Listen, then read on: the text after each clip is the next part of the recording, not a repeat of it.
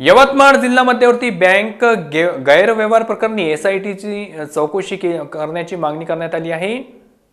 विरोधी पक्षनेते विजय वडेट्टीवार यांनी यवतमाळ जिल्हा मध्यवर्ती सहकारी बँकेतील कथित गैरव्यवहारांवर विधानसभेचे अध्यक्ष महोदय यांनी तातडीने लक्ष देण्याची मागणी केली आहे। बँकेतील वाढता एनपीए आणि संचालकांकडून करण्यात आलेल्या गंभीर अनियमिततांच्या पार्श्वभूमीवर वडेट्टीवार यांनी या संपूर्ण प्रकरणांच्या सत्यतेसाठी पक्षाकडून ऑडिट आणि विशेष तपास पथक चौकशी करण्याची मागणी केली आहे।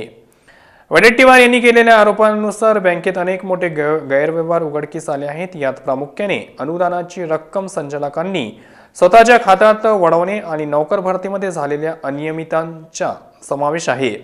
नोकर भरती प्रक्रियेदरम्यान काही संचालकांच्या नातेवाईकांच्या खात्यात 40 लाख रुपयांची रोख रक्कम जमा करण्यात आल्याचा गंभीर आरोपही त्यांनी केला आहे।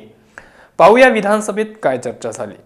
प्रश्न क्रमांक 20,783 महोदय, यवतमाळ जिल्हा मध्यवर्ती सहकारी बँकेत गेल्या काही वर्षापासून चालू असलेल्या आर्थिक गैरव्यवहाराच्या घटनांबद्दल गंभीर विषय असून या बँकेचे ग्राहक, सभासद, शेतकरी सगळे डळमळीत झालेले आहे।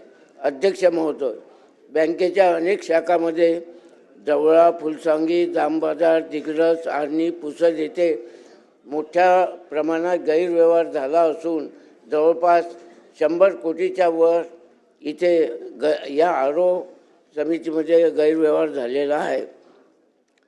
सस्पेंड खात्यातून भरमसाठ पैसे काढून खर्च केलेले आहेत। अनुदानाची रक्कम जादा देऊन पुन्हा जमा केलेली आहे। पुसद विभागात 18 कोटी रुपयापेक्षा जास्त गैरव्यवहार झालेला आहे असं अहवालातून निदर्शनात सुद्धा आलेलं आहे।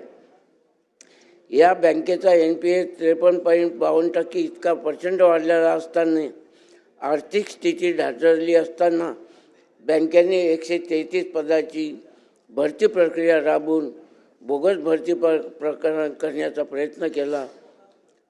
पात्र या बँकेत अध्यक्ष महोदय पात्र असून अनुकंपा लागलेला सीओ इथे नेमणूक करण्यात आलेला आहे। याच्यावर सुद्धा आपण लक्ष केंद्रित करावं। हे सर्व प्रकार केवळ निष्काळजीपणा नसून स्पष्टपणे व्यवस्थित आखलेल्या भ्रष्टाचाराच्या यंत्रणेकडे निर्देश करतात। म्हणून माझ्या अशा मागण्या आहेत। यवतमाळ जिल्हा मध्यवर्ती सहकारी बँकेतील सर्व गैरव्यवहारांचा विशेष तपास तात्काळ करण्यात यावे आणि हेच एसआयटी मार्फत नेमून याची चौकशी करण्यात यावी। सुरू असलेली सर्व भरती प्रक्रिया रद्द करण्यात यावी। संपूर्ण संचालक मंडळ बरखास्त करण्यात यावे। महाराष्ट्र सहकारी अधिनियम 1960 नुसार 10 वर्षापेक्षा जास्त कार्यकाळ झालेल्या संचालकांना पुढील निवडणुकीत अपात्र ठरवण्याची प्रक्रिया लागू करण्यात यावी।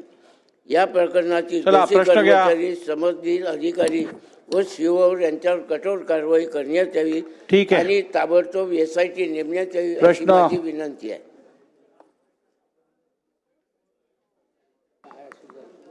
बोला अध्यक्ष महोदय, या बँकेमध्ये झालेल्या गैरप्रकारावरचा हा प्रश्न आहे।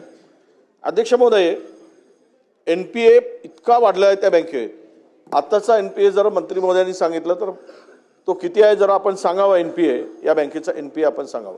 पहिला प्रश्न अध्यक्ष महोदय। दुसरा महत्त्वाचा प्रश्न की काही हिडन खाते काढले गेले, सस्पेन्स खात्यातून रक्कम काढून त्या अध्यक्ष महोदय अनुदानाची रक्कम आपल्या काही संचालकांनी त्यांच्या खात्यामध्ये भरती केली आहे।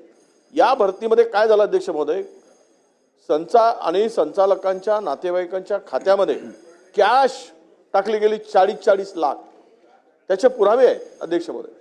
म्हणून आमची मागणी होती की सगळा मोठा भ्रष्टाचार झालेला पाहता सन्माननीय सदस्यांचं म्हणणं होतं की या बँकेच्या सगळ्या या चौकशीसाठी जे एनपीए वाढलेला आहे त्याच्यामध्ये रिक्रुटमेंटमध्ये काही भ्रष्टाचार झाला आहे म्हणून एसआयटीची आपल्या स्थापना करावी या संदर्भातली मागणी होती अध्यक्ष महोदय।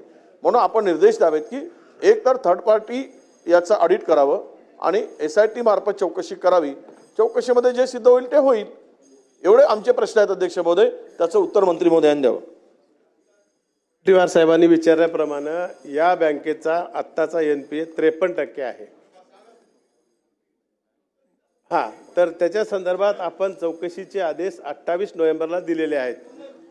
त्याच्यात जर काही तसं लेखापरीक्षक याची नियुक्ती करण्यात आलेली आहे आणि त्या दोषी आल्यानंतर आपण त्याच्यावर ॲक्शन घेऊ भाऊ.